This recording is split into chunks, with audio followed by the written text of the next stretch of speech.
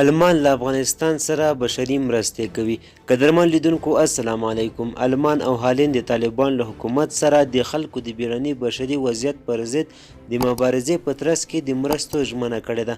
د افغانستان لپاره د المان او هالند ځانګړو استازو له ملا برادر سره هم لیدلي دي.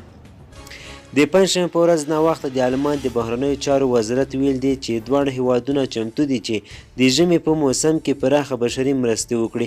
په دې موخه جګپوړ الماني او هالندي ډیپلوماتانو په کابل کې د طالبان له استازو سره هم لیدلي دي.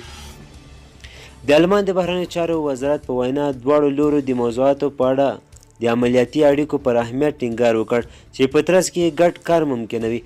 زیاتره شوې ده چې طالب استازو د نجونو او هلکانو تعلیم د ګډ لاسرسي ژمنه وکړه. همداشان ویل شوي چې طالبانو مرستندویانو ته د اړمنو کسانو سره د مرستې د رسولو په برخه کې د خوندیتوب ډاډ ورکړی دی. د طالبانو ویاند ذبیح الله مجاهد د ټویټر په یو پیغام کې لیکلي دي چې امیر خان متکي د المان او هالند له ګډ پلاوي سره ملاقات وکړ.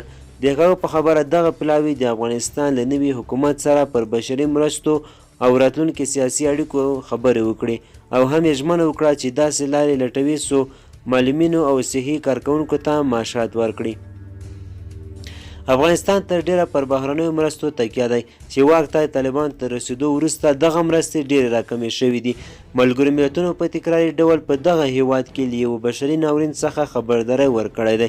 د ملګرو ملتونو په وینا د افغانستان نیمایي نفوس د لوږې له سخت کمښت سره مخامخ دی.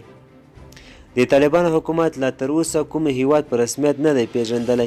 زیاتره هیوادونه د سختې اړتیا پرته له طالب څخه د سخت دریځو سره د هر ډول کار کولو څخه ډډه کوي.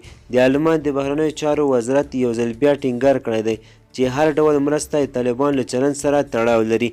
زیاته شوې ده چې طالبانو باید بشري حقونو ته پاملرنه وکړي. هغه افغانان چې له هیواد وتل غواړي هغوی ته د تګ اجازه ورکړي او د نړیوال ترهګرو او ګواښونو پر ضد مبارزه وکړي. قدرمن لیدونکو زموږ خبر تر همدې ځای و. د لا زیات معلومات لپاره زموږ چینل سره سبسکرایب کړئ. مننه.